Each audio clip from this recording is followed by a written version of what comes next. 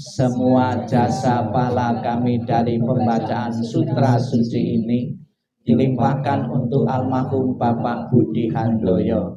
Semoga dengan bantuan kekuatan welas asih Triratna dapat mengurangi menghilangkan perilaku tidak baik tiga kelesa almarhum, bebas dari penderitaan demi lahir di alam samsara, terlahir di tanah suci surga Sukawati di sebelah barat, lahir dari bunga teratai tampalah tubuh yang agung, bertemu dengan Buddha mendapat ajaran mulia, mencapai kesempurnaan. Bukunya ditutup.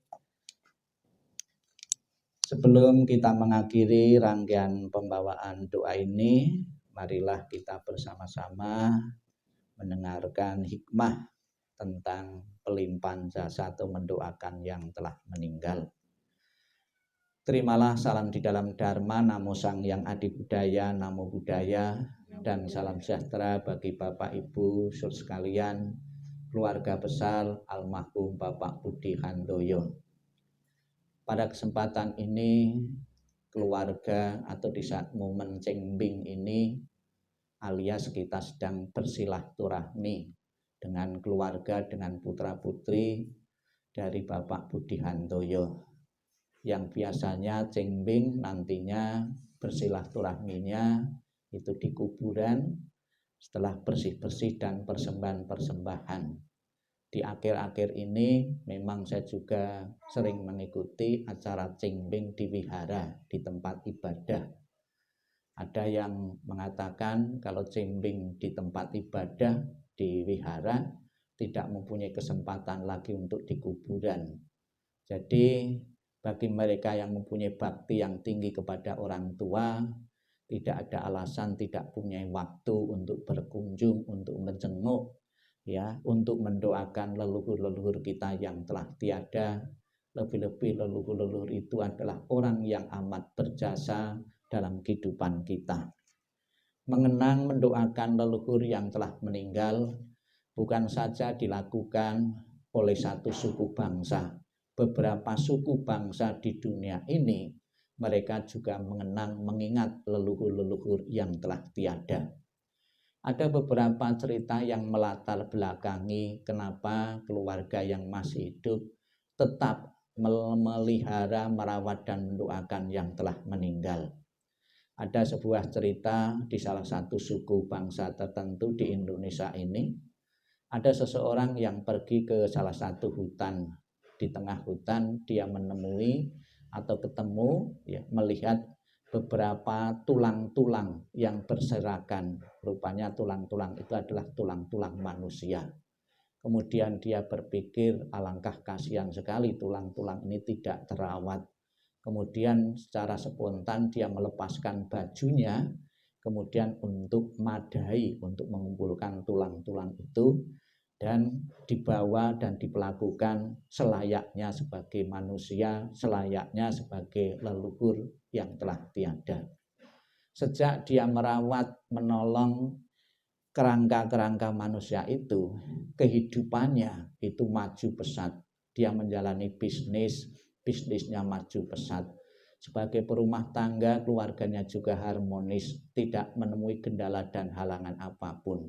Hidupnya praktis berubah ke arah kemajuan baik fisik maupun kemajuan-kemajuan yang lain. Dari peristiwa ini, dari kejadian ini, kemudian dia cerita dengan tetangga-tetangga, dengan saudara-saudara yang lain pun mendapat cerita juga melakukan hal yang sama. Dia merawat leluhur-leluhur yang telah tiada, dia mendoakan leluhur yang telah tiada, dia memberikan persembahan-persembahan yang telah tiada. Dan jadi omongan dan seolah-olah sebuah kesimpulan, merawat orang atau memelihara atau mendoakan orang yang telah mati atau leluhur yang telah tiada itu membawa keberkahan bagi keluarga, bagi usaha, dan juga kemajuan-kemajuan yang lain. Hingga sampai saat ini acara itu masih tetap dilestarikan. Dan pada bulan ini kita sebentar lagi akan, bagi saudara-saudara kita yang muslim, akan memasuki bulan puasa. Biasanya sebelum puasa itu bulan Ruwah, ya, bulan Ruwah itu di mana mereka berkunjung di kuburan-kuburan untuk bersih-bersih kuburan-kuburan di bulan Ruah itu, juga mengenang jasa-jasa dari leluhur yang telah tiada.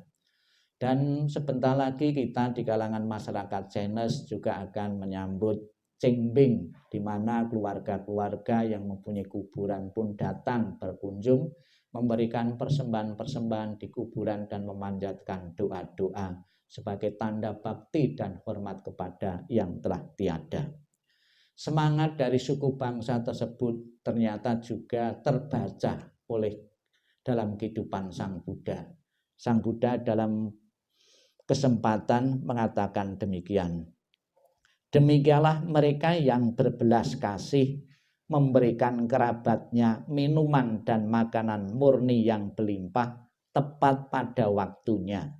Semoga ini semua menjadi milik para kerabat, semoga mereka berbahagia.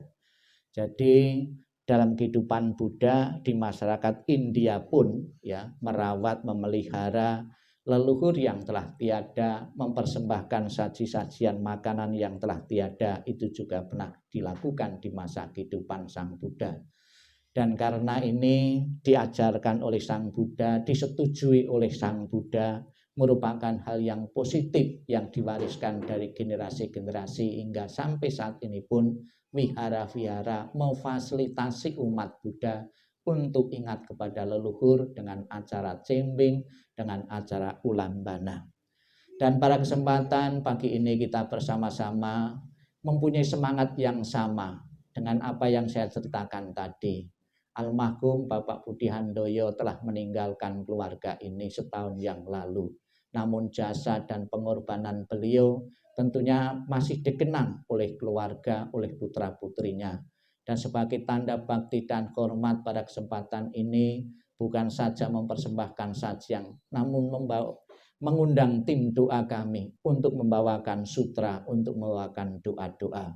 Semoga dengan kekuatan doa yang telah kita baca bersama, dengan kekuatan pelimpahan jasa, dengan kekuatan persembahan-persembahan yang dipersembahkan ini akan segera mengkondisikan arwah mempunyai perasaan bahagia, dan perasaan bahagia itu akan mendorongnya telah di alam bahagia benar-benar menjadi kenyataan, dan keluarga yang ditinggalkan segera mungkin mengikhlaskan kepergian almarhum menuju alam